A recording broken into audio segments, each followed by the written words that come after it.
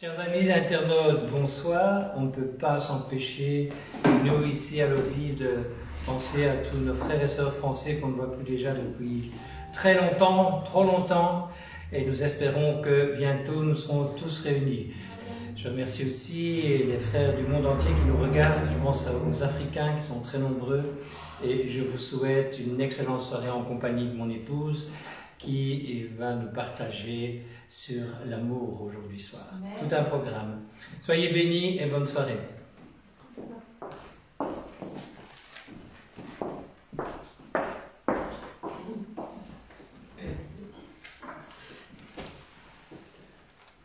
Eh bien, bonsoir à tous, bonsoir à nos frères et sœurs internautes, bonsoir à vous, mes frères et sœurs. Je suis bien contente d'être là avec vous ce soir pour partager quelque chose qui nous tient tous à cœur. C'est parler, eh bien, d'amour. Tout le monde aime ça, surtout dans les temps que l'on vit, des temps difficiles, on a besoin d'amour.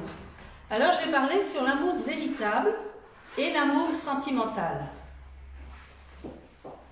L'être humain, on a tous besoin d'être aimé et aussi d'aimer. Hein, c'est un besoin fondamental. Quand j'ai fait mes études, on étudie la pyramide de Maslow, où c'était un besoin qui se situait bien en haut, dans les premiers besoins. Les besoins d'estime, besoin d'être reconnu, besoin d'être aimé. Hein. L'amour, être aimé, c'est comme une plante qui a besoin d'eau. Si elle n'a pas d'eau, elle meurt. Et nous, si on n'a pas d'amour, eh bien, on se meurt aussi. Il y a une étude qui a été faite, bon, il y a des années de ça, hein, dans un pays de l'Est. C'était une étude scientifique. Enfin bon, je trouve un peu l'étude un peu bizarre, mais elle a été faite il y a quelques années. Dans un orphelinat sur 2 groupes d'enfants. Donc ils ont pris des bébés. Et il y avait un groupe où on leur donnait simplement les premiers soins, c'est-à-dire à manger, à boire et les faire dormir, voilà. L'autre groupe d'enfants, on leur donnait aussi la nourriture, mais en plus, on leur donnait l'amour, c'est-à-dire qu'on en prenait soin, on les berçait, on les cajolait, on s'en occupait, on jouait avec eux. Donc le premier groupe, simplement la base, sans amour derrière, et après on les laissait dans leur lit tranquille et on s'en occupait plus. Et ils se sont rendus compte qu'au bout d'un moment, le premier groupe, tous ces enfants qui avaient eu seulement les premiers soins, quelque part se mouraient, hein, se laissaient mourir, tandis que le deuxième groupe s'épanouissait. Tout être humain a besoin d'amour, mais il y a différentes sortes d'amour. 3 mots définissent l'amour. Alors, le premier c'est Eros. Ça c'est l'amour-passion. L'amour charnel, sensuel, sexuel, romantique. Il y a Philéa, c'est l'amour-partage. L'amitié, c'est un amour, affection, mais c'est un amour conditionnel. C'est-à-dire que ce n'est pas un amour forcément qui va durer. C'est un amour-partage, mais bon, qu'à ses limites, quoi. Donc, il n'est pas constant, il est dans le temps. C'est un amour qui peut tout d'un coup s'arrêter, disparaître. Puis, il y a l'amour agapé. Là, l'amour agapé, c'est un amour divin, c'est un amour qui vient d'en haut, c'est pas un amour qu'on a naturellement. On voit dans Genèse, au début, que quand Dieu créait l'homme et la femme, il l'a créé à son image. Puis après, le péché est venu. Donc, si on était créé à l'image de Dieu, on peut recevoir cet amour et avoir cet amour divin. Seulement, à cause de la chair, à cause du péché, souvent notre amour il est charnel. Alors, l'amour agapé, cet amour divin, on le reçoit de Dieu. C'est un amour désintéressé, un amour inconditionnel, c'est-à-dire qu'il n'y a pas de condition à cet amour. Quand on donne cet amour-là, on n'attend rien en retour, on le donne parce que Dieu est amour et parce que Dieu nous donne cet amour, donc c'est un amour qu'on donne. On donne, c'est un don de soi. Comme Jésus, quand il est mort sur la croix, qu'il a donné sa vie pour nous, il l'a fait parce qu'il nous aimait. Et vraiment, pour qu'on soit sauvés, et cet amour de Dieu, c'est cet amour inconditionnel. C'est un amour altruiste, un amour rempli de compassion. Jésus avait compassion des foules. C'était quelque chose en lui. Dieu, son essence même, c'est l'amour. Dieu est justice aussi. Mais dans l'amour, on doit être juste. Parce que souvent, on est injuste dans l'amour. On aime avec nos sentiments, on aime dans un élan, et parfois on aime, puis à un moment, 15 jours après, l'amour se refroidit, nos sentiments se refroidissent, ou on est lassé, et on n'est pas juste. Notre amour du départ n'existe plus déjà. Donc on va voir la différence. On est fait d'un corps, d'une âme et d'un esprit. Moi, je mettrais l'amour éros avec le corps. C'est tout ce que le corps a envie. Tout ce qui est sensuel, tout ce qui est charnel, tout ce qui est sexuel, ça c'est le corps qui réclame sa part. L'âme, je mettrais avec l'amour filial. Hein, l'âme, les sentiments, les émotions, les amitiés, on a envie de faire partie d'un groupe, on a envie... tout ça, c'est nos émotions, c'est cet amour qu'on recherche, cet amour filial, cet amour partage. Puis, il y a l'amour agapé, il y a l'esprit, corps, âme, esprit. L'esprit, c'est... On a un être spirituel, et cet être spirituel, il réclame quelque chose d'autre. Et c'est là que Dieu va déposer en nous, parce qu'on est des vases. Hein, Dieu veut faire de nous des vases d'honneur pour mettre cet amour en nous, pour qu'on puisse le répandre. Mais ce qu'il nous donne, comme on l'avait vu pour les talents, c'est-à-dire les dons qu'il nous donne d'en haut sont précieux à ses yeux, ce qu'il nous donne, on doit savoir le donner, mais avec constance. Parce que l'amour divin, ce n'est pas un amour sentimental, c'est un amour véritable. Alors l'amour véritable, quand on est dans l'amour véritable, on marche par l'esprit.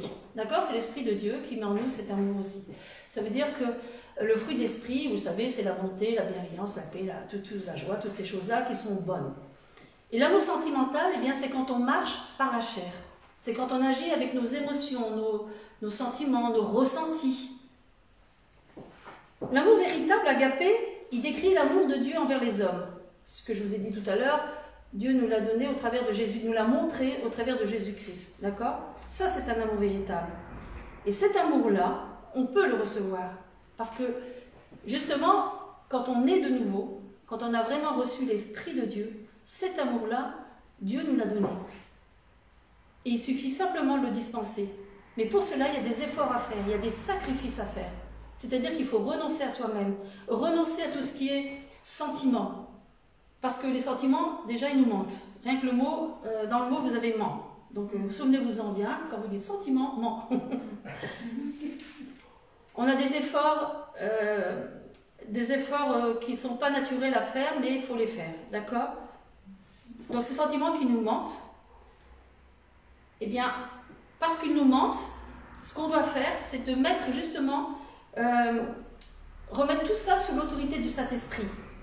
Parce que ces sentiments, ils peuvent devenir nos pires ennemis si on ne le met pas sous l'autorité du Saint-Esprit. Et on verra plus loin quels sont les ennemis, quels sont nos ennemis propres, justement quand on agit avec nos sentiments. Je vais en donner un. Par exemple, donne-moi-en un. Par nos sentiments, quand on aime avec nos sentiments, quel sentiment peut devenir un ennemi pour nous? La jalousie. Voilà, c'est celui auquel je pensais. La jalousie. D'accord? Parce que voilà, on aime avec nos sentiments, avec notre chair, on veut posséder, on verra tout à l'heure ensemble tout ça. Je faisais attention parce que la dernière fois j'avais loupé une feuille, mais c'était pas grave. Mais là bon. Alors, l'amour sentimental, ça vient d'un élan de nos sentiments. Et quand c'est un élan de nos sentiments, c'est quelque chose qui tout d'un coup arrive. Vous savez, parfois on dit, tiens, un tel a eu un coup de foudre. Et puis on voit que 3 mois après, il n'y a plus rien. Ça a été quelque chose tout d'un coup, là. Les sentiments, quelque chose à ressentir. Tiens, oui, mais je ressens de l'amour. Mais comment peut-on ressentir de l'amour sans connaître la personne? Parce que l'amour, ça n'implique pas seulement un sentiment. L'amour implique des actes. L'amour, c'est la fidélité, c'est l'engagement, c'est la persévérance, c'est la patience, c'est le pardon, c'est toutes ces choses-là. Donc, si vraiment c'est l'amour, dans le temps, ça va continuer, ça ne peut pas s'arrêter, même si tout d'un coup, au départ, il y a eu quelque chose de fort. Au contraire, ça doit s'entretenir, ça doit évoluer, ça doit grandir. Ça doit produire du fruit. Le véritable amour, il produit du fruit. L'amour sentimental, il est superficiel. Il n'est pas constant. C'est nos émotions. Et l'amour sentimental, il faut savoir qu'il ne résiste pas aux épreuves du temps.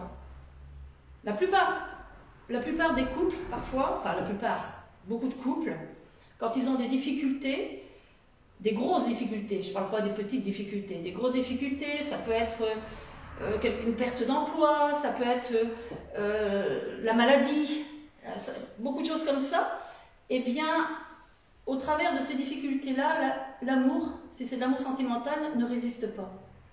Par contre, si c'est le véritable amour, même si le mari et la femme n'ont plus de travail, même si l'un est en maladie, handicapé, l'autre continuera de l'aimer, de s'en occuper, de le protéger. Et c'est important, Parce que beaucoup ont été abandonnés. Moi, je connais un jeune homme, il a été abandonné par sa femme. Parce qu'il était malade et qu'elle n'a pas voulu s'en occuper. Et vous savez, c'est triste qu'il y a des enfants qui sont derrière et qu'il y a une séparation comme ça. Parce que quand il s'est marié, tout allait bien, il était bien.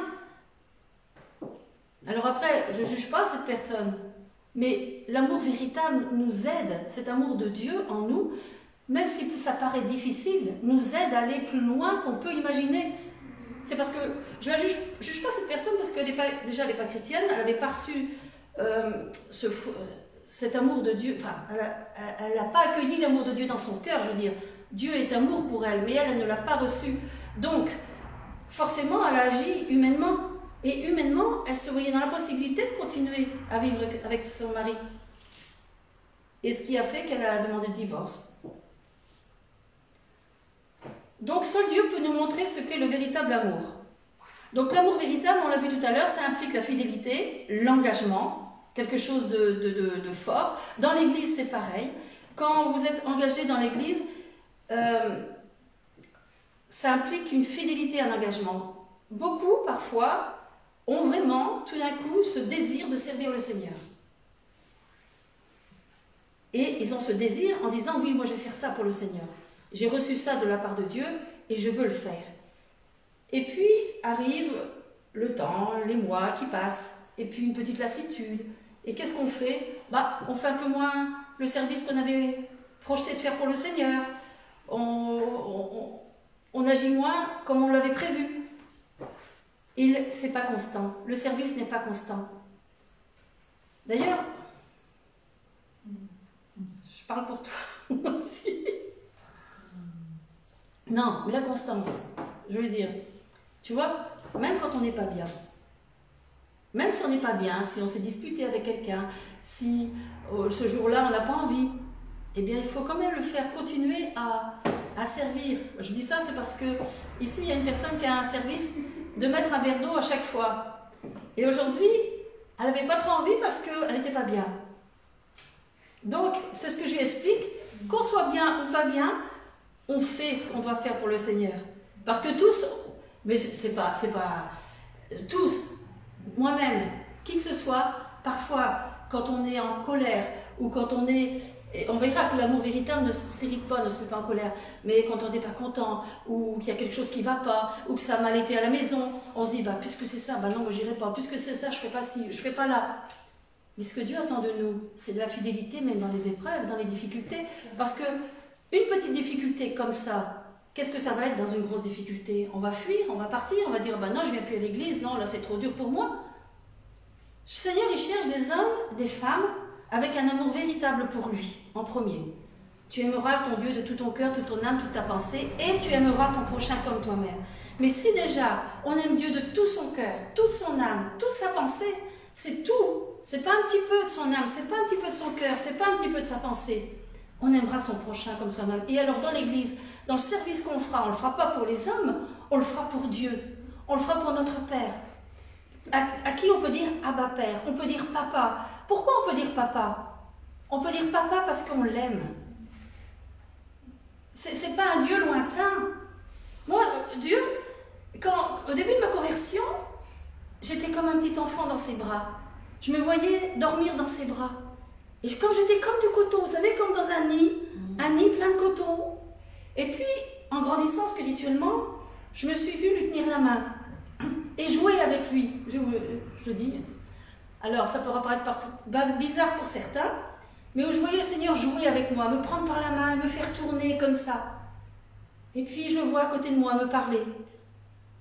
Vous savez, on évolue spirituellement, on grandit.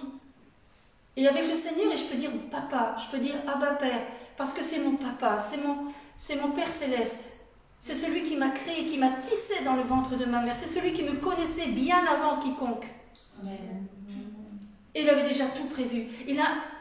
Vous êtes la prunelle de ses yeux. C'est pour ça qu'il le dit dans sa parole. Vous êtes la prunelle de ses yeux. Il vous aime, il a donné Jésus. Donc, nous, tout ce qu'on doit lui donner, c'est notre amour. Personne ne nous a jamais aimés comme lui nous aime sur cette terre. Et personne ne le pourra, c'est impossible. Même là, quand je vous parle de l'amour véritable, si on se laisse pénétrés par l'amour de Dieu. Ne serait-ce que toucher, comme cette femme qui a touché le pan du vêtement de Jésus, du manteau de Jésus, qui a reçu la guérison, qu'on touche, parce que maintenant on peut rentrer dans le lieu très saint, qu'on touche simplement le pan du manteau, l'être dans le lieu très saint, face à face avec notre Père. Mais déjà on va recevoir beaucoup d'amour. Mais forcément pas tout son amour, parce que son amour, on ne sait en mesurer ni la hauteur, ni la longueur, ni la profondeur, ni la largeur. Non mais c'est vrai. Amen. Donc ne serait-ce qu'un peu de cet amour, mais donc vraiment rentrez dans cet amour, parce que vous allez vivre des choses merveilleuses avec le Seigneur. L'amour sentimental, il finit toujours par être irrégulier. Au début, on a des bonnes intentions. C'est comme, par exemple, quand on se convertit, et il y a beaucoup de gens à qui ça arrive, c'est tout feu, tout flamme. On arrive dans l'église, on l'entend souvent, les gens, oh oui, je suis rentrée, oh, j'ai senti l'amour, ça m'a fait du bien. Et les gens arrivent avec leur poids, leur bagage sur le dos. Et le Seigneur les libère, leur enlève de ce poids. Et puis, arrive, mais là, vous voyez, je vais parler d'amour sentimental. Là, c'est un sentiment, une émotion. Tiens, je suis bien là. Il n'y a pas de réelle conversion, il n'y a pas de nouvelle naissance. Il y a simplement une adhérence à un groupe. On est là, on est bien, mais on réalise pas la grandeur de Dieu. On ne réalise pas combien il nous aime. On ne voit pas Dieu comme son papa et cet amour qu'il a pour nous. Et ces personnes-là, souvent, eh bien, à un moment donné, bon, elles viennent à toutes les réunions, le dimanche, les jours de semaine, et il y a vraiment un élan. Et puis, vous savez, c'est comme la graine qui est semée dans la bonne terre, ou qui est semée dans les cailloux, ou dans les herbes épineuses, dans les ronces épineuses. Et souvent, ce qui se passe, c'est que la vie, les soucis de la vie, le monde étouffe la semence qui a été mise. Et alors, il y a une lassitude, et les personnes deviennent irrégulières. Et cet amour devient cet amour sentimental fait que la personne, il y a une irrégularité, il y a un manque de discipline. Et alors après, souvent ce qui arrive, c'est que la personne ne vient plus. Donc nous, dans l'amour qu'on a reçu de Dieu, c'est d'aider ces personnes à grandir, à évoluer. Mais on ne peut pas à la place des personnes rechercher à leur place l'amour de Dieu. Cet amour, ces personnes-là doivent le rechercher.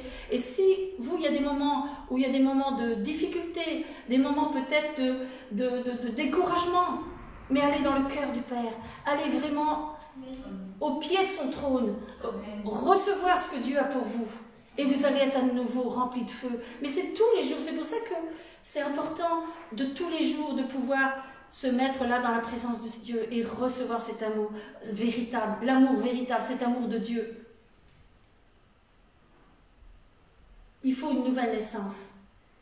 Il faut vraiment, comment dire ça, accueillir l'amour de Dieu dans toute sa vérité, dans toute sa plénitude. Et ça, c'est important. Et recevoir le baptême du Saint-Esprit, là aussi, c'est important. Parce que c'est l'Esprit qui nous conduit. L'amour véritable demande des efforts. Il se donne gratuitement, c'est-à-dire qu'on ne doit rien attendre en retour. Quand on donne notre amour à quelqu'un, cet amour véritable qui vient de Dieu, c'est gratuit. On ne doit rien attendre en retour. Par exemple, si vous avez une bonté envers quelqu'un, parce que l'amour est rempli de bonté, il est serviable, et si un jour vous recevez quelqu'un chez vous, faites-le sans attendre en retour. Faites-le sans vous dire, bah, tiens, j'espère qu'on me réinvitera.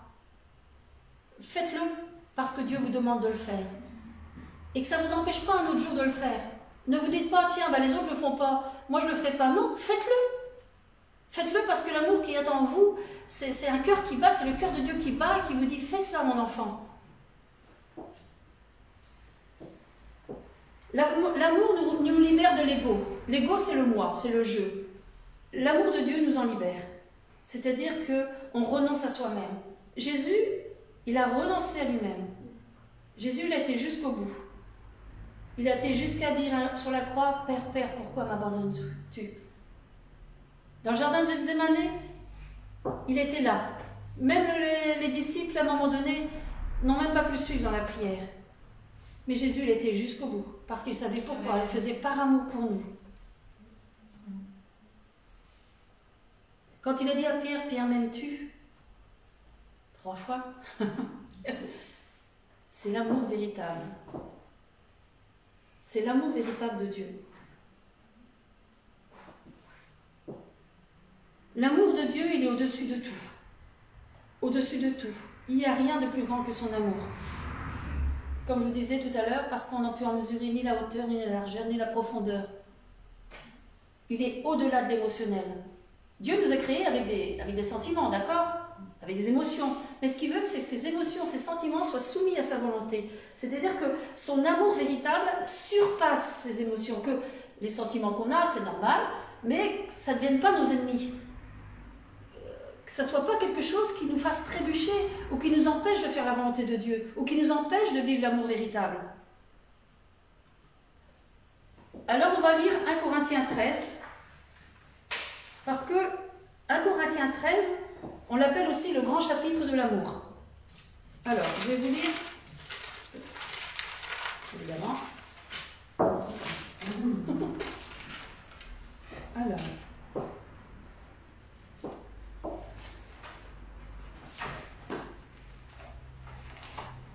Je vais vous le lire parce que, en entier,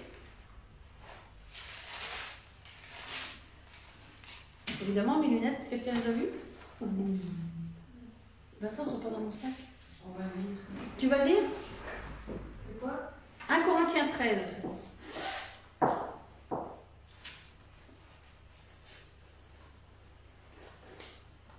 Tu les vois ou pas? Tu veux que je les cherche? Allez, quelqu'un veut bien le lire alors? Je lis du 1 jusqu'au combien? Alors, attends, je vais dire ça. Tu peux lire du 1 jusqu'à la fin, tout le 13. Tout le 13? Ouais, vas-y. Si je parle les langues des hommes et même celles des anges, mais que je n'ai pas l'amour, je suis un cuivre qui résonne ou une cymbale qui retentit. Si j'ai le don de prophétie, la compréhension de tous les mystères et toute la connaissance, si j'ai même toute la foi jusqu'à transporter des montagnes, mais je n'ai pas l'amour, je ne suis rien. Et si je distribue tous mes biens aux pauvres, si même je lis mon corps aux flammes, mais que je n'ai pas l'amour, cela ne me sert à rien.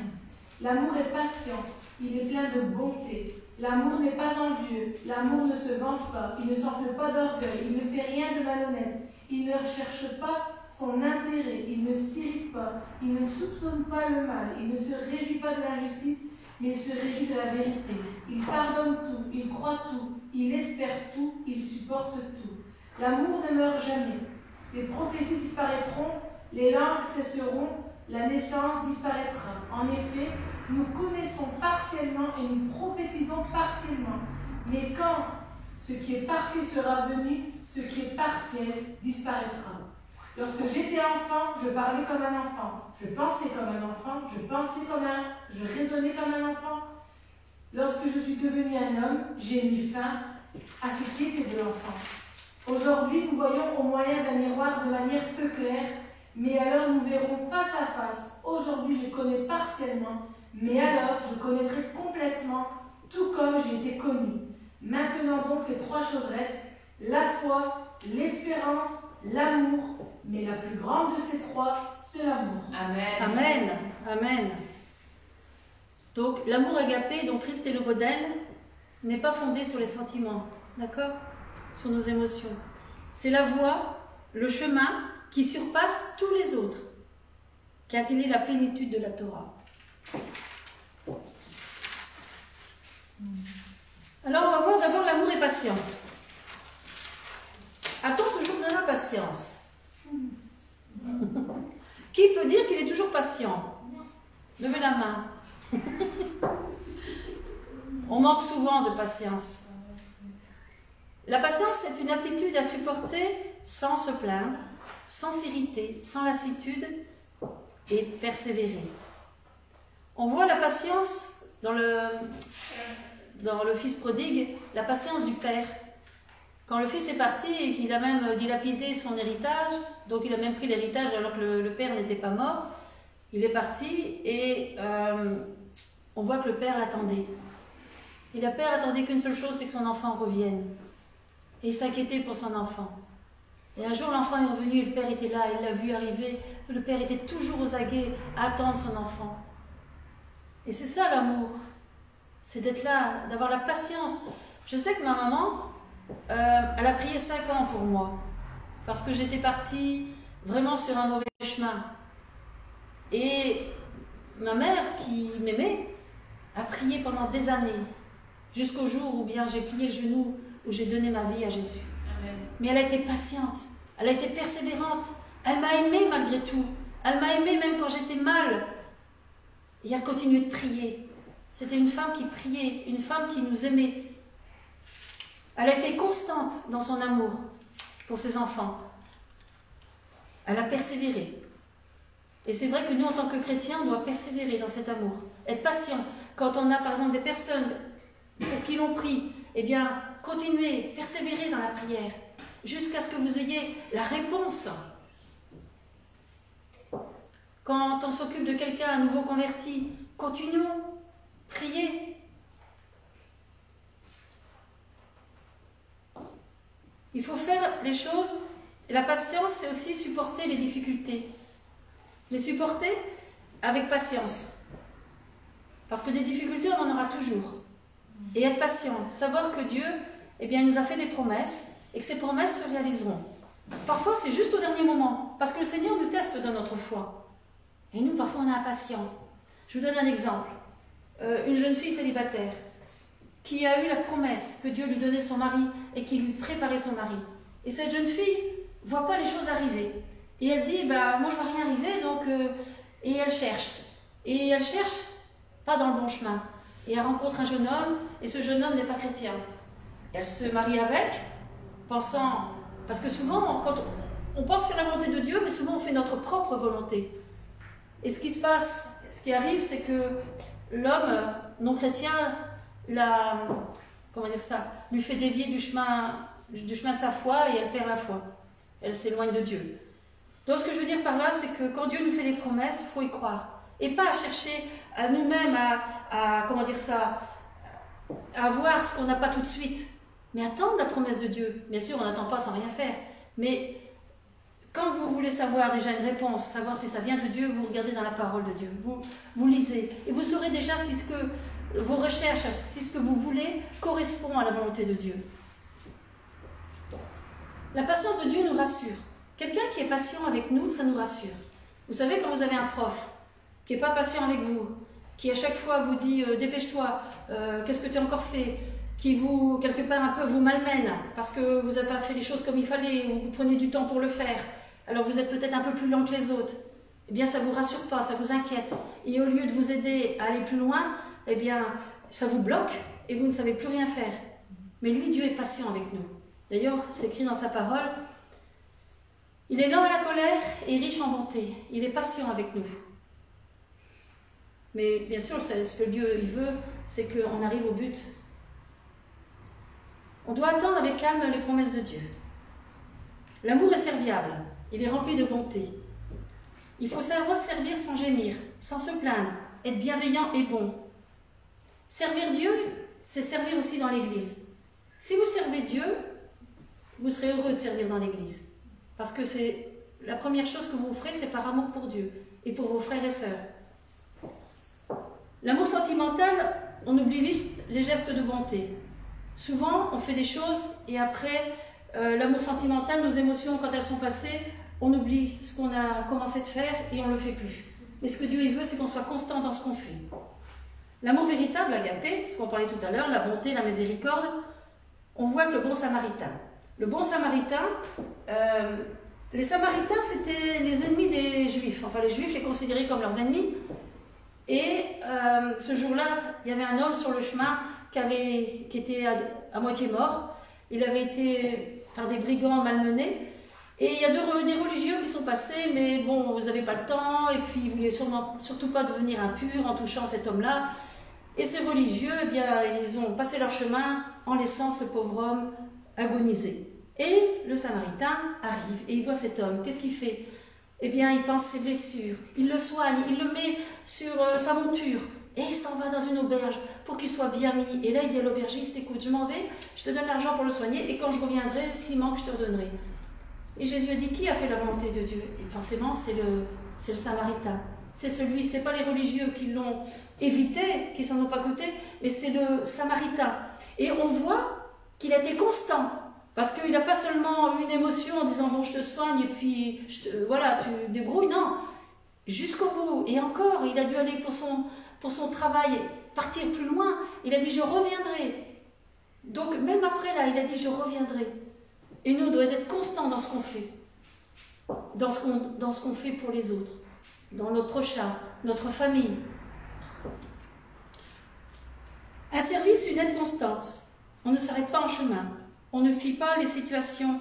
On ne se lasse pas. Dans un couple, c'est vrai que parfois, il y a parfois des lassitudes qui peuvent arriver si c'est nos émotions sur lesquelles on se base. Mais s'il y a l'amour véritable, on ne va pas se lasser. On va continuer d'aimer. On va continuer de faire les choses. Et c'est pas toujours facile parce que parfois avec les caractères, il peut y avoir des moments d'accroche.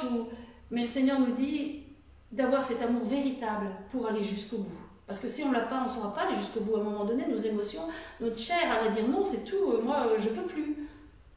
Je ne peux plus. Et c'est là que l'amour de Dieu intervient. C'est là que l'amour véritable intervient.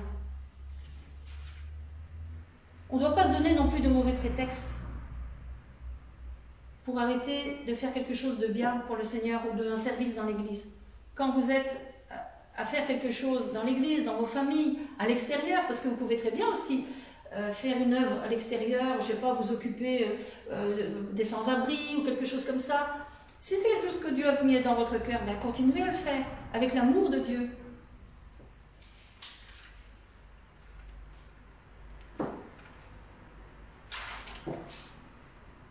L'amour ne se vante pas. Alors, se vanter, c'est se louer soi-même, hein, exalter ses propres mérites. Alors seul Dieu est digne d'être loué. Ce qu'on fait, on le fait parce que Dieu nous a donné le souffle de vie. Le Seigneur, s'il veut, il nous prend la vie quand il veut. Et ce qu'on fait, c'est parce que Dieu nous donne de le faire, et la force de le faire. Toute gloire revient à Dieu qui donne le souffle de vie. Il n'y a rien qui nous appartient. Notre vie appartient au Seigneur. Personne ne peut se glorifier. On ne sait même pas demain ce qu'on sera. Comment peut-on dire demain, je ferai ci, je ferai là, alors qu'on ne sait même pas quel sera notre lendemain? Seul à Dieu appartient notre lendemain. Et je puis tout par celui qui me fortifie. Donc ça veut dire tout, je puis tout. Ça veut dire que je peux tout, toute chose, par celui. Donc c'est pas par nous-mêmes, c'est par le Seigneur. Donc on ne peut pas se vanter. Ce qu'on fait, on le fait parce que Dieu nous en donne la force. Nous en donne le cœur. Jacques 4,16 nous dit, « Mais maintenant, vous vous glorifiez dans votre présomption. » La présomption, c'est l'opinion que l'on croit vraie, en fait. Toute gloriole de ce genre est mauvaise.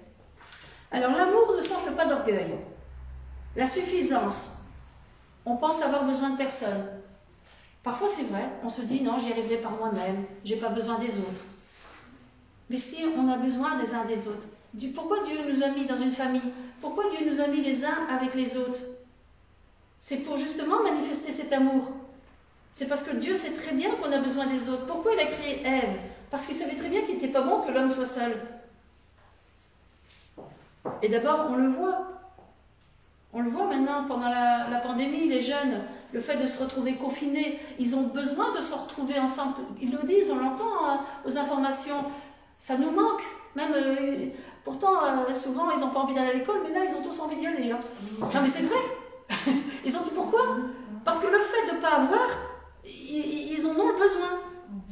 Alors, Seigneur, que justement, dans ces temps-là, les gens aient besoin de toi. Les gens ont besoin de Dieu, mais c'est parce qu'ils n'en ont pas conscience. Ils n'en ont pas conscience. Alors, c'est une opinion trop haute de soi-même, l'orgueil. Être prétentieux, être arrogant. Dans Proverbe 16-18, il nous est dit « L'orgueil précède le désastre et un esprit arrogant précède la chute. » Donc, l'orgueil, de toute façon, nous amène à la chute. Le regard hautain, se dire qu'on est mieux que les autres, alors qu'on doit voir l'autre plus grand que soi. Un cœur qui s'enfle, qui se croit supérieur, qui marche sur les autres. Souvent, on dit qu'il fait de l'ombre. Souvent, certains... Ils accumulent leur gloire en marchant sur les autres. Mais Dieu ne veut pas de ça. Parce que d'abord, la gloire revient à Dieu. Et tout ce qu'on fait, c'est grâce à Dieu.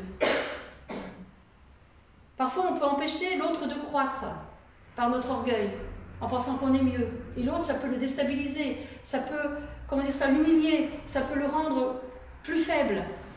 Il faut toujours montrer à l'autre qu'il a de l'importance et qu'on n'est pas mieux que lui. L'amour véritable, c'est de la modestie, de l'humilité. Il y a dans Proverbe 13:10, il nous est dit « La sagesse est avec les modestes ». Et 1 Pierre 5,5 nous dit « De même, jeunes gens, soyez soumis aux anciens, vos conducteurs. Dans vos rapports mutuels, respect, revêtez-vous tous d'humilité. Donc même les jeunes gens, ne vous en faites pas d'orgueil, mais soyez soumis. » La soumission, c'est de l'orgueil. C'est de dire « Non, je n'ai pas besoin de toi, j'y arriverai par moi-même. » Je parle pour les jeunes, mais ça peut être pour les moins jeunes. Le Seigneur, il a placé des autorités dans les églises. Comme il y a des autorités à l'école, on obéit au professeur, on obéit à ses parents à la maison, et à l'église, c'est une soumission, un respect. On n'est pas des carpettes, simplement, voilà, il y a des autorités qui sont là pour nous faire du bien, et bien, Seigneur, oui, on est soumis les uns aux autres, chacun dans ce qu'il fait pour le Seigneur.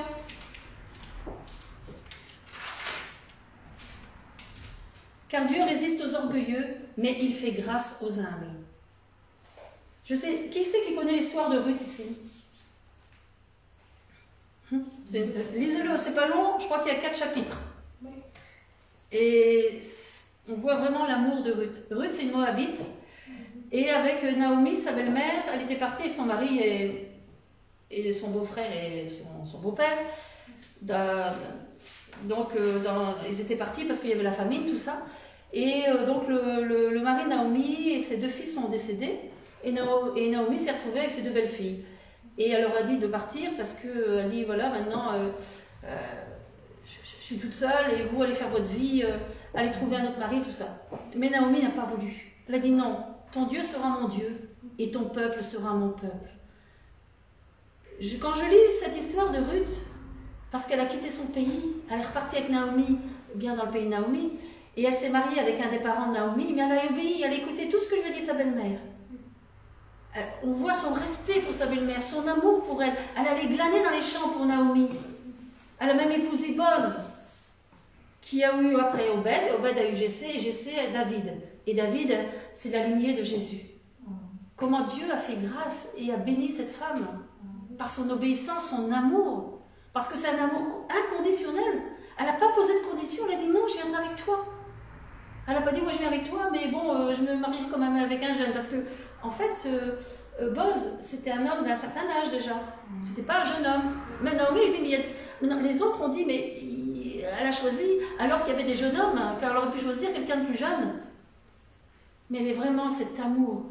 Parce que dans ces pays-là, quand elle a eu son bébé, Naomi, elle était heureuse parce qu'enfin, elle avait, à nouveau, elle était honorée. Parce que pour elle, elle se sentait déshonorée.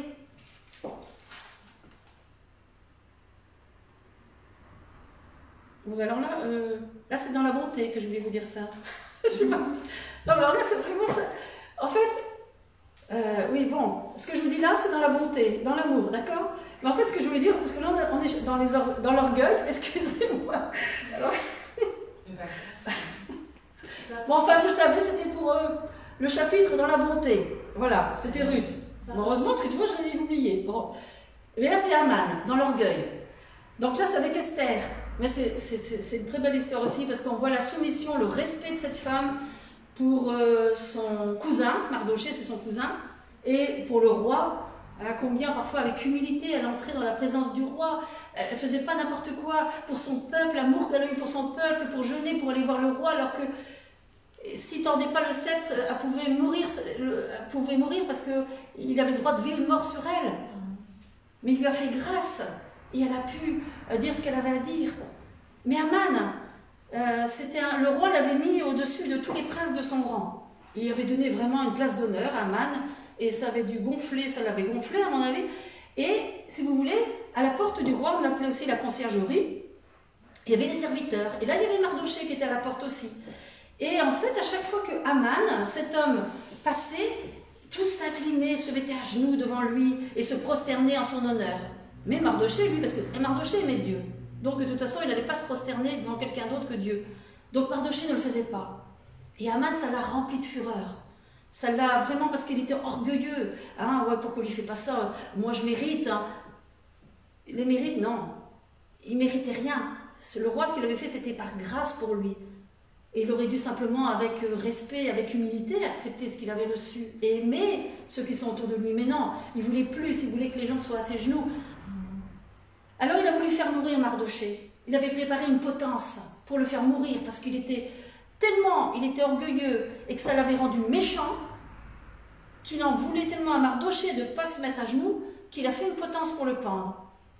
Mais grâce à Esther, qui a pu parler au roi, parce que Mardochée, non seulement il voulait tuer Mardochée, mais en plus tout le peuple, tous les juifs. Ce qu'il ne se rendait pas compte, c'est que Esther était juive, mais le roi ne savait pas. Donc quelque part, il avait mis un décret pour qu'aussi la reine soit tuée. Et quand le roi a su ça, bien sûr, bon, il y a eu un autre décret qui s'est fait et le peuple a été sauvé. Et c'est Aman qui a fini au gibet, en fait à la potence. Non mais, je rigole, mais Dieu est juste. Parce que Aman était rempli de fureur. L'orgueil peut nous remplir de fureur.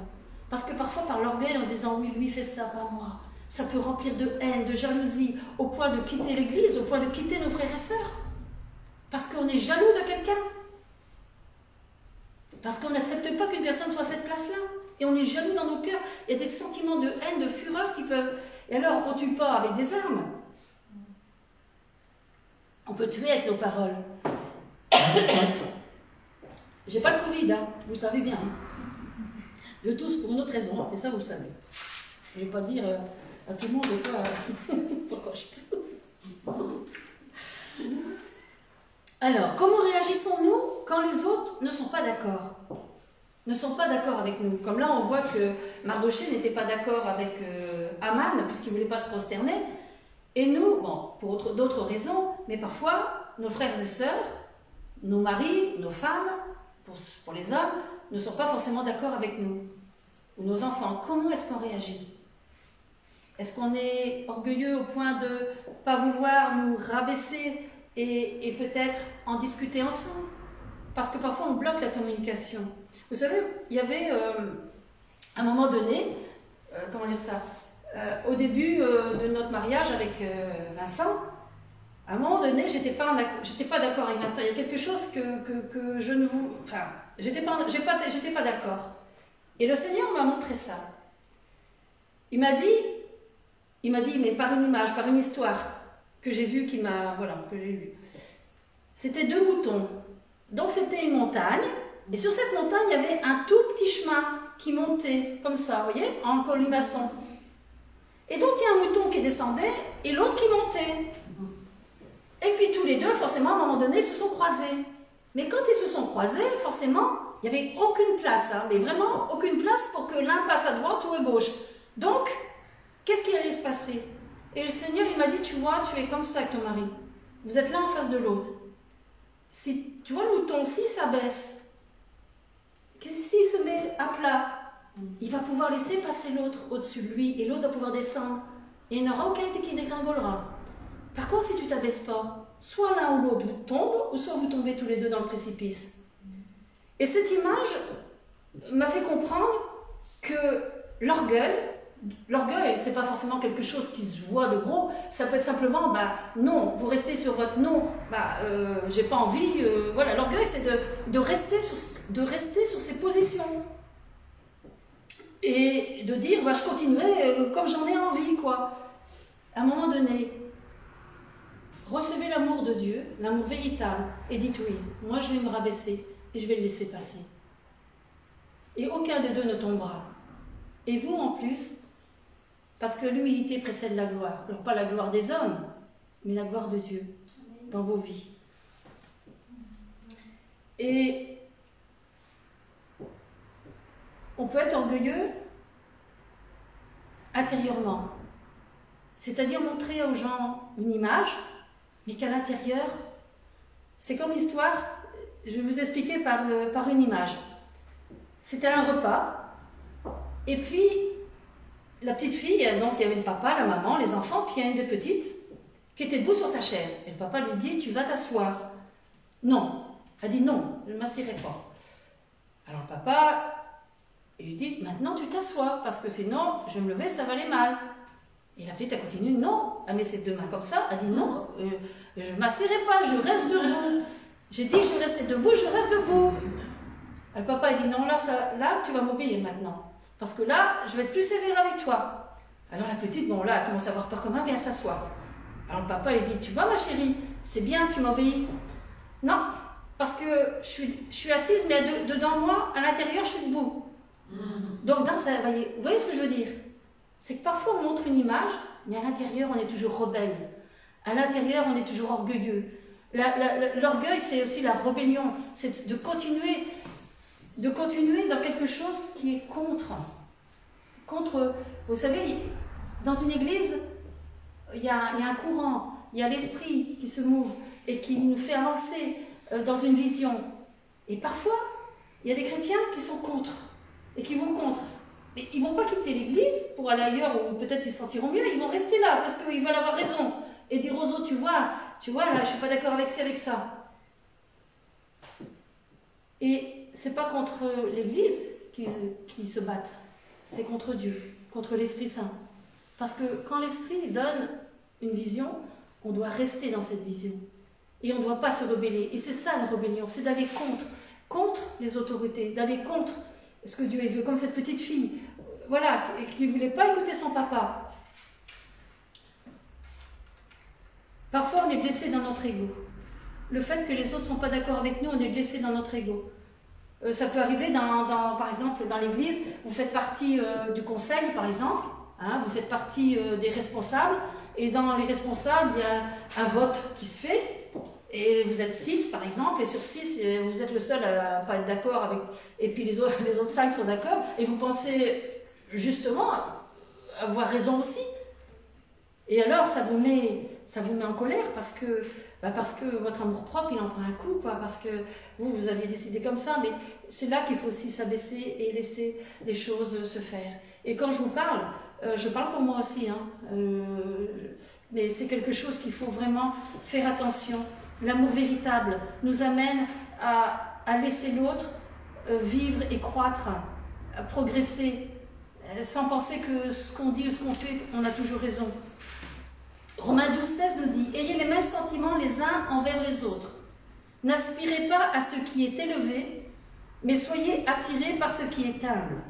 Ne soyez pas sages à vos propres yeux. » Alors l'amour véritable, il est plein d'humilité, il voit l'autre plus grand que soi. Et on s'intéresse à l'autre, ça c'est le don de soi. Matthieu 18,4 nous dit « C'est pourquoi quiconque se rendra humble comme ce petit enfant sera le plus grand dans le royaume des cieux. » Avoir la crainte de l'Éternel, c'est important. Et l'amour ne fait rien de malhonnête. Il ne fait rien de mal. Quelque chose de malhonnête, c'est quelque chose qui choque la décence et la pudeur. Souvent des péchés cachés. Vous savez, quelque chose de malhonnête, souvent ça se fait. Il y a le mensonge. Hein. Quand il y a la malhonnêteté, il y a le mensonge. C'est des choses qu'on fait dans le secret, dans l'ombre, mais qu'on ne veut pas dire. Parce qu'on veut garder une bonne image de soi. On veut que les gens nous voient toujours bien. Mais quand on pêche, il faut le dire, Dieu pardonne. Il faut confesser. Alors, confessez-le au Seigneur. Mais il ne fait rien de malhonnête. C'est les choses qu'on fait par derrière. Quand on ne respecte pas les lois, la morale.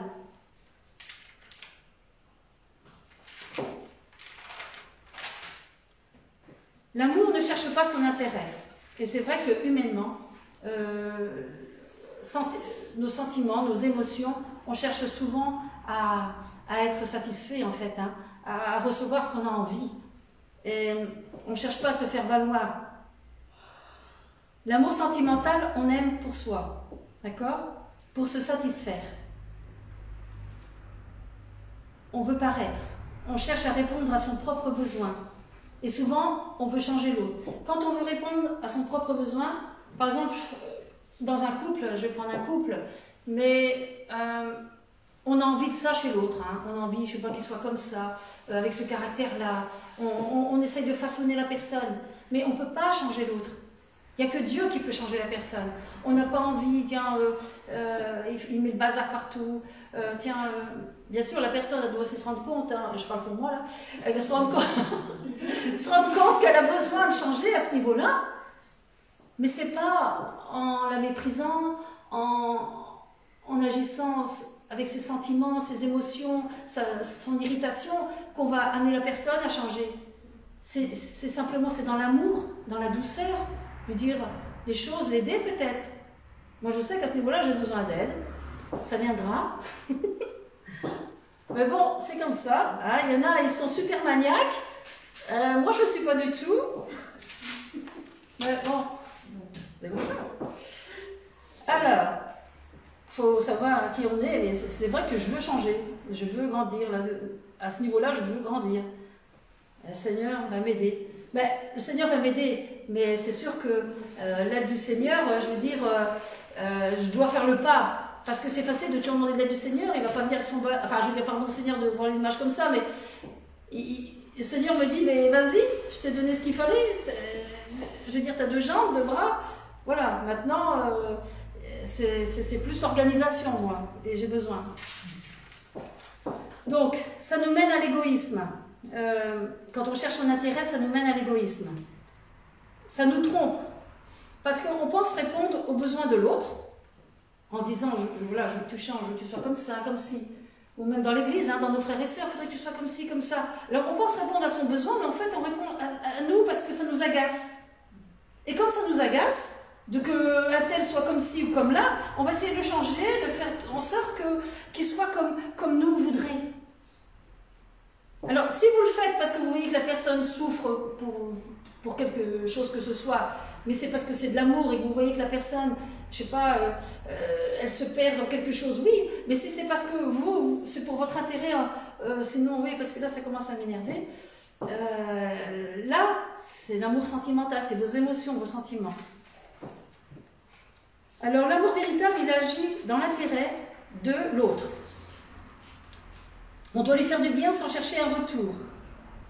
Est-ce qu'on ne le fait pas facilement pour nos enfants? Je vous pose la question. Pour nos enfants, on ne cherche pas forcément notre intérêt. La preuve, c'est que souvent les femmes disent, quand elles ont des enfants, oh bah, je m'occupe un peu moins de moi, avant je faisais du sport, je faisais ci, je faisais là, maintenant, bon bah j'ai plus trop le temps, mais bon j'ai mon enfant, c'est normal, je m'en occupe, et puis non, je préfère lui acheter des jouets plutôt que de m'acheter du maquillage, des trucs comme ça. Souvent, on va penser, je veux dire qu'on pense, c'est pas qu'on pense plus à soi, mais on va plus penser à l'enfant, et on va chercher son intérêt, l'intérêt de l'enfant plutôt que le sien. Voilà, on va dire, bah, tant pis si j'ai pas ça, mais au moins mon enfant, il aura ses goûters, il aura ce jouet qui lui plaisait, tout ça. Enfin, en tout cas, moi, c'est ce qui m'est arrivé. Donc, on doit être affranchi, libre de l'ego. L'amour ne s'irrite pas, il ne s'aigrit pas. Et souvent, on s'irrite, on s'aigrit à cause des situations. Vous savez, se mettre en colère. Qui ne s'est jamais mis en colère? Personne ne peut dire ici qu'il ne s'est jamais mis en colère. Déjà que nos enfants, ça a dû arriver au moins une fois, au moins, si c'est pas plus. Tout dépend des enfants. Hein. Moi, Rachel, ça m'arrivait. Donc, parce qu'on est affecté par des difficultés, le ressentiment. Vous savez, quand votre enfant fait des bêtises, on devrait attendre. Vous savez, des fois, on dit avant de donner une réponse, tourner cette fois la langue dans la bouche avant de donner une réponse. Mais même avant, des fois, de disputer son enfant, on devrait aller s'asseoir, d'abord, voilà, réfléchir, et puis revenir après. Parce que des fois, sur le coup, c'est la colère. Et on s'irrite. Et nos nerfs, nos émotions, nos ressentiments, c'est parfois, je sais pas, de s'énerver, et puis ça nous calme. Mais pardon, mais c'est pas normal. Enfin, je veux dire, ça, c'est l'amour sentimental. Ça veut dire que l'amour sentimental, on a de l'amour pour nos enfants, mais à partir du moment où on touche nos sentiments, tout d'un coup, il y a, vous savez, un écran noir, là, pling, où on secoue un peu les pruniers. Mais ce que Dieu veut, c'est qu'on ait l'amour véritable et à ce moment-là, saisir l'amour de Dieu, parce que Dieu aurait des occasions de s'irriter contre nous. Et Dieu nous aime malgré tout. Mais quand je vous dis ça, c'est pas facile, parce que nos sentiments, nos ressentiments, nos émotions, tout est là et ça s'est fait sur des années. quand le Saint-Esprit vient en nous, le fruit de l'Esprit, c'est l'amour, la patience, la paix, toutes ces choses-là, la maîtrise de soi, tout ça, il faut l'acquérir. Ça fait partie de l'amour. Mais c'est sûr que ça demande des efforts, il faut travailler dessus. La susceptibilité. La susceptibilité. L'irritation, ça amène la susceptibilité. Parce que, eh bien, on va être affecté par quelque chose et on va être vexé, on va se choquer. Par exemple, s'il y a un frère dans l'église qui nous a dit, une sœur qui nous a dit quelque chose qui ne nous plaisait pas, ou que peut-être la sœur ou le frère l'ont dit, mais pas méchamment, mais que nous, on l'a mal pris, eh bien, on va se vexer, et alors on est susceptible. Et l'amour de Dieu ne fait que, faut pas bloquer, et alors on bloque la communication.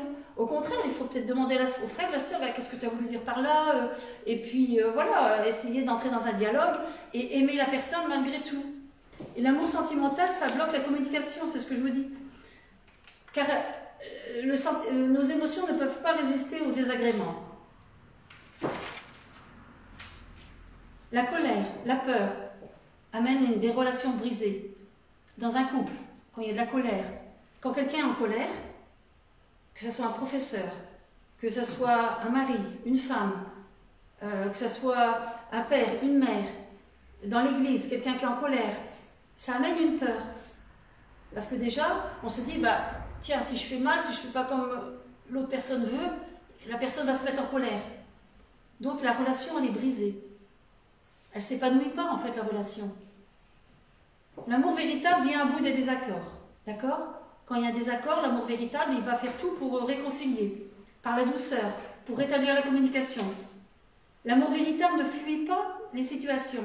Dans un couple, quand il y a de la colère, quand il y a de l'amertume, quand il y a quelque chose, un désagrément, on fuit. Il y a les divorces. Pourquoi ? Parce que s'il y avait eu l'amour véritable, la personne aurait essayé, les deux personnes auraient essayé justement que ce désaccord, bien qu'il y ait une réconciliation.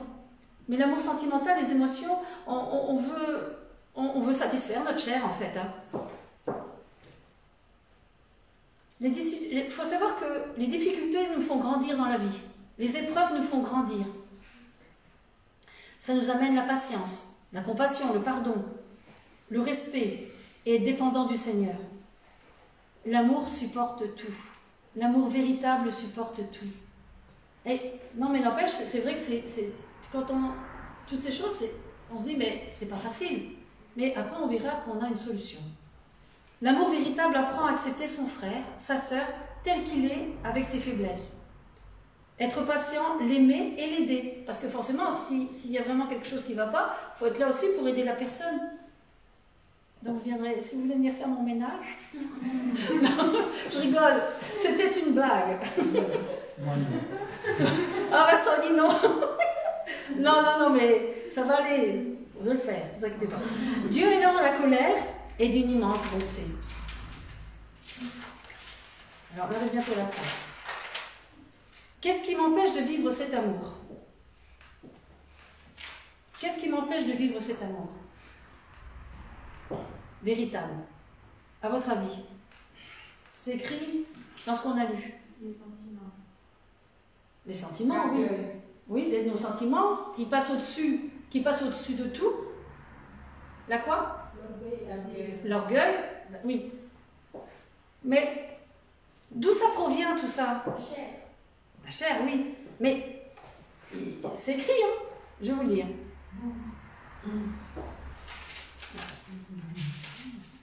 Lorsque j'étais enfant, je parlais comme un enfant. Je pensais comme un enfant. Je raisonnais comme un enfant. Lorsque je suis devenu homme ou femme, être humain en fait, j'ai aboli ce qui était de l'enfant. C'est parce que trop souvent, on agit par des caprices.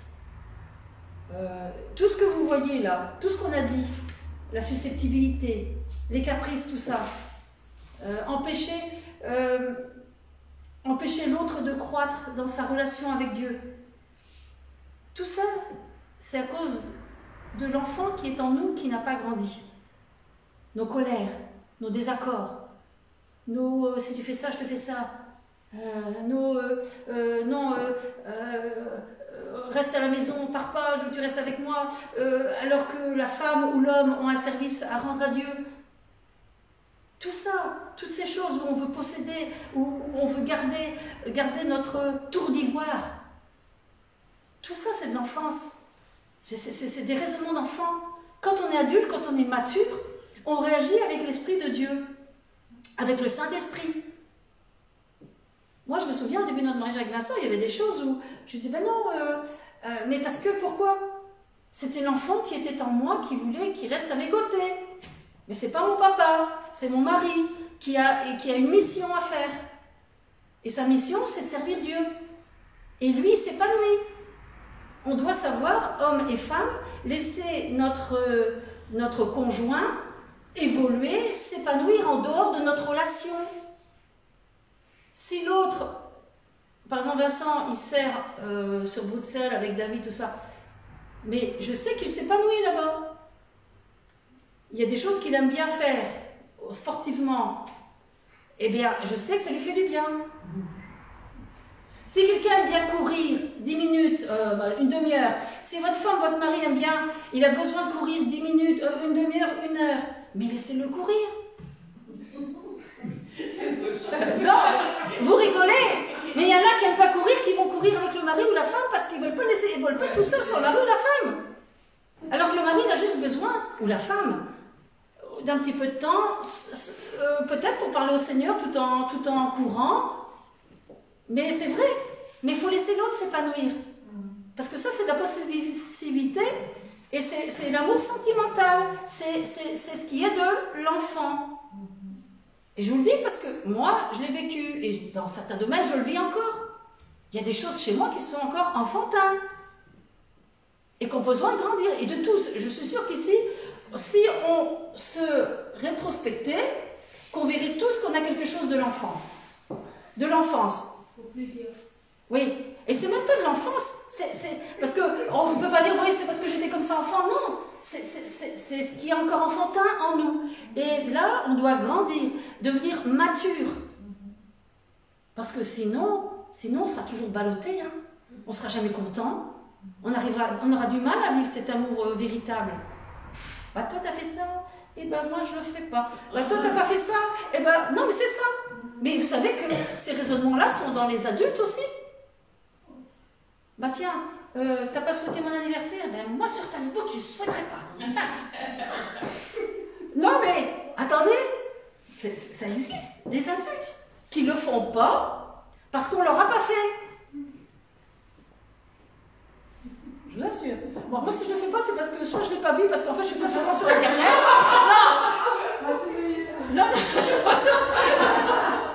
Non, non, je vous assure que ça, moi ça m'a posé la question. À un moment donné, il y a des personnes, j'ai pas voulu le faire. Et le Seigneur m'a dit, tu vas le faire. Non, parce que j'ai réagi comme ça. Et je voudrais bien savoir si tout le monde, est-ce que quelqu'un a déjà réagi comme ça ici? Alléluia. Là, je suis pas la seule. Moi, j'ai réagi comme ça. Et j'ai dit non, c'est pas juste. Moi, je veux faire plaisir et je veux que la personne soit heureuse. Je veux que la personne, elle soit contente, parce que moi, je sais que ça me fait plaisir. Et c'est souvent ça, dites-vous que ce qui vous ferait plaisir, faites-le aux autres, même si vous ne le font pas. Et je l'ai fait, et je le fais. Mais si je ne le fais pas, c'est vraiment parce que, des fois ça arrive, je dis, excuse-moi du retard, parce que des fois c'est 2-3 jours, parce qu'en fait, comme je le dis aussi aux internautes, si je ne vous mets pas bon anniversaire, c'est parce que moi j'ai un téléphone basique, vous savez, quand il tombe par terre, ça rebondit. Non, mais c'est vraiment le truc. C'est vrai, il casse pas, moi.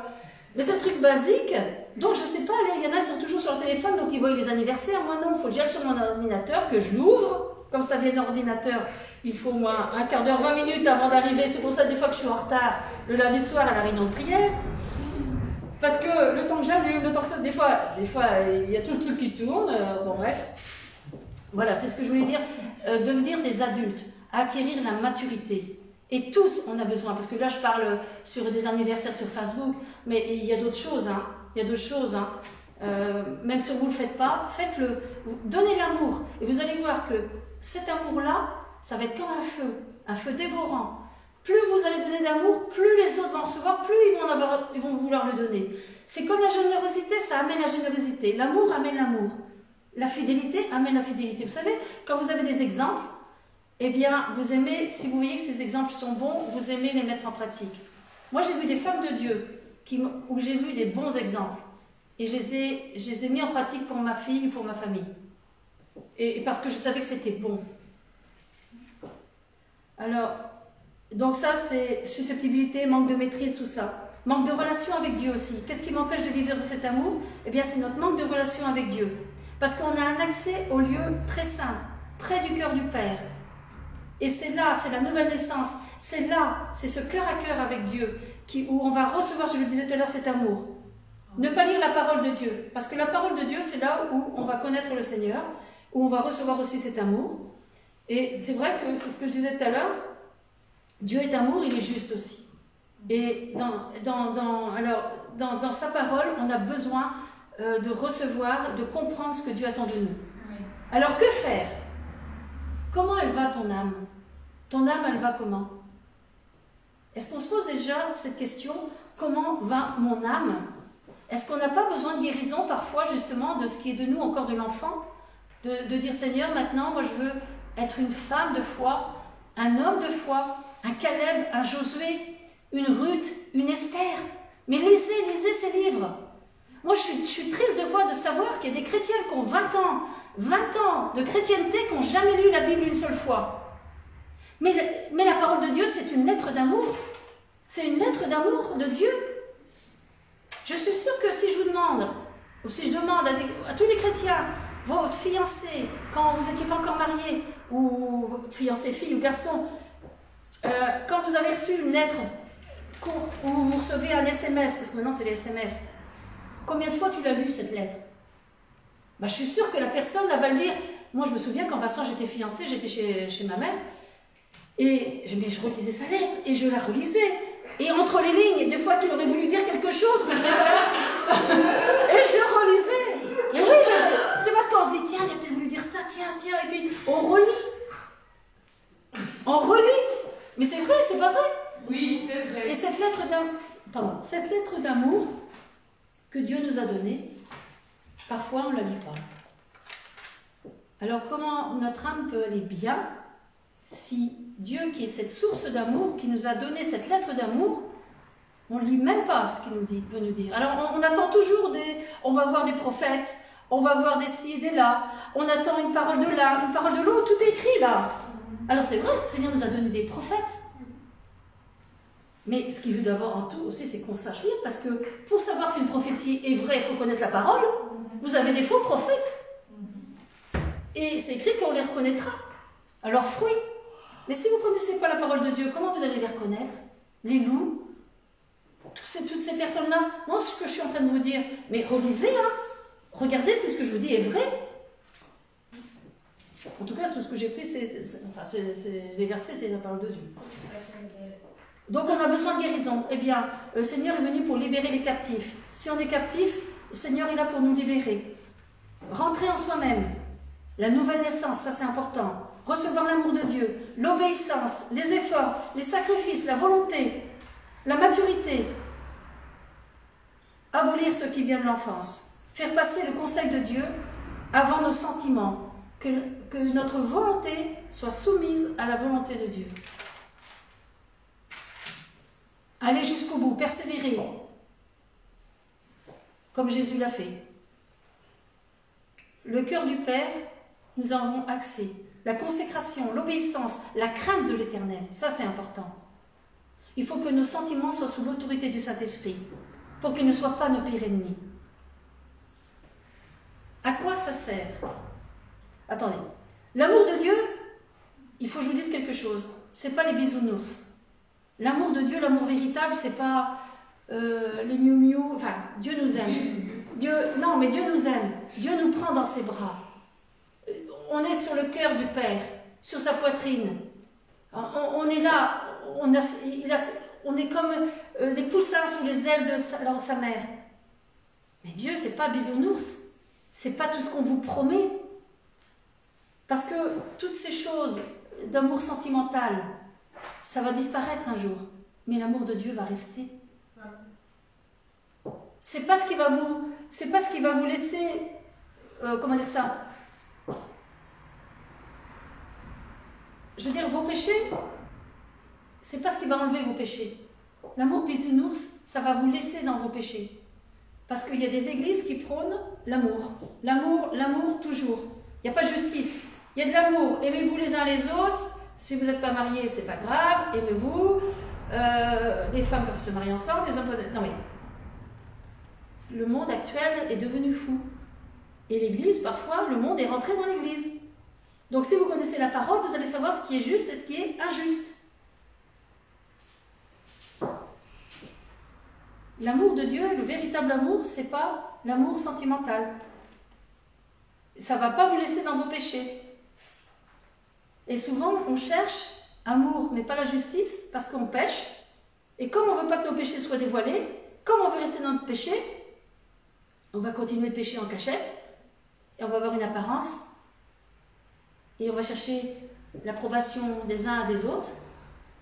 Mais si l'amour est véritable en nous, on doit, si vous connaissez des personnes, si vous savez que vous avez un frère et une sœur, c'est écrit dans la parole, qui pêche, mais il faut aller le voir parce que faut le remettre sur le bon chemin, sur le droit chemin, parce qu'il est en train de se perdre. Vous savez, Jésus, ce qu'il a dit aux pharisiens, pourtant c'était les religieux de l'époque. Non seulement vous allez en enfer, mais en plus, vous entraînez avec vous tous ceux qui vous suivent en enfer. Aux pharisiens, donc c'était les religieux de l'époque. Pourtant, pour les hommes qui étaient autour, ils avaient une place d'honneur en tant que religieux. Mais Jésus leur a dit qu'ils étaient des tombeaux blanchis. À quoi sert-il à un homme de gagner le monde s'il perd son âme? L'amour de Dieu, c'est de nous montrer là où on pêche. C'est son amour pour qu'on soit sauvé, pour qu'on vienne à lui, pour qu'on soit libéré. Et tu aimeras le Seigneur ton Dieu de toute ton âme, toute ta pensée. Ça, c'est en premier. Tu aimeras le Seigneur ton Dieu de tout ton cœur, toute ton âme, toute ta pensée. C'est tout ton cœur. C'est pas la moitié de ton cœur. J'ai mon cœur pour toi, Seigneur, la moitié et l'autre moitié. Tu vois, là-bas, je me plais là-bas, mais bon, laisse-moi y aller, s'il te plaît. Non, il n'y a que deux chemins. Il y a le chemin large qui mène à la perdition et le chemin étroit qui mène à la vie éternelle. Alors, je sais que ça ne plaît pas à tout le monde. Là, je suis en train de parler d'amour, mais je parle cet amour qui amène à la vie éternelle. Je ne veux pas vous parler d'un amour sentimental qui vous mène à la perdition. Si je dis ça, c'est parce que justement, je veux dire, ce que Dieu veut, c'est vous amener plus loin dans son amour. Et plus vous allez voir l'amour de Dieu, plus vous allez voir les choses qui ne vont pas en vous, où vous allez demander pardon, et vous allez rentrer dans une autre dimension. Vous savez, on est loin. On est loin des disciples qui se réunissaient tous les jours au temple. Parfois, on a l'impression qu'on a des sabots de bois, de plomb pour venir à l'église une fois par semaine. Alors je sais, il y a beaucoup de choses à faire dans la vie. Mais vous savez, le temps des disciples, ils étaient à la pêche, ils étaient dans les champs. Ils avaient beaucoup de travail, c'était pas 8 heures, c'était 10 heures par jour parfois, pour pouvoir vivre et amener à manger dans la maison. Demeurer, être constant. Ah oui, tu aimeras le Seigneur ton Dieu de tout ton cœur, toute ton âme, toute ta pensée, et ton prochain comme toi-même. Si vous aimez Dieu, tout votre cœur, toute votre pensée, toute votre âme, votre prochain, vous allez l'aimer. Ça va couler de source. Et il y a aussi un verset qui dit, comment peux-tu dire que tu aimes ton frère si tu n'aimes pas ton Dieu? On doit déjà aimer Dieu. Non, comment peux-tu dire que tu aimes Dieu si tu n'aimes pas ton frère? Excusez-moi. Donc pour Dieu, c'est important de s'aimer les uns les autres. Il ne veut pas seulement cette relation, pour lui c'est important cette relation père-enfant. Mais c'est tout aussi autant important pour lui cette relation entre nous. Parce qu'on est ses enfants, c'est comme si vous avez 3 enfants et que sur les 3 ne s'entendent pas. Mais vous allez être triste, vous allez dire mince. Et quand je ne suis pas là, ils vont se bagarrer, ils vont s'entretuer. Vous, votre cœur de mère, c'est de voir vos enfants unis. Et bien dans l'église, c'est pareil. Le Seigneur, ce qu'il veut, c'est qu'on soit une famille, qu'on soit unis. Jean 15,9 dit, comme le Père m'a aimé, moi aussi je vous aime. Demeurez dans mon amour. Et là, c'est la fin. La conclusion. Seul Dieu est capable de nous donner cet amour désintéressé. Et veut nous apprendre, parce qu'on est ses enfants, aussi à donner cet amour désintéressé. Dans Jean 3,16, Dieu a tant aimé le monde qu'il a donné son Fils Jésus afin que quiconque croit en lui ne périsse point mais qu'il soit sauvé. C'est le véritable amour, c'est Jésus sur la croix qui nous a donné sa vie pour nous. Aimer Dieu pour ce qu'il est et non pour ce qu'il donne. Ça, c'est important. L'homme et la femme sont capables d'exprimer l'amour divin, d'accord? Que Christ a manifesté en nous. Pourquoi? Parce qu'on a reçu le Saint-Esprit et Dieu nous en a donné la capacité et le moyen. Marie, dans Éphésiens 5,25, il est Marie, ça c'est, voilà, c'est pour mon mari. Aimez votre femme comme le Christ a aimé l'Église et se livrer lui-même pour elle. Non, allez, c'est vrai, je veux dire, là on parle des maris, mais on doit vraiment renoncer à soi-même et on doit aimer l'Église, aimer nos frères et sœurs, avoir ce fruit de l'esprit. L'amour, je finis par ça, l'amour n'a pas de fin, il ne tarit jamais. Donc l'amour véritable ne tarit jamais. C'est quelque chose qui ne disparaîtra pas. Voilà, je vous remercie. Soyez bénis aux internautes, que le Seigneur vous bénisse. Amen. Pardon. J'oublie. Merci Laurence pour ce beau partage. Bon ben, il y en a des choses à faire hein, et à réécouter. Je vous souhaite une très bonne nuit. Je vous rappelle que dimanche, nous aurons un culte spécial où il y aura 2 orateurs, il y aura Michel et moi-même. Je vous souhaite une très bonne nuit, que Dieu vous bénisse et à très bientôt.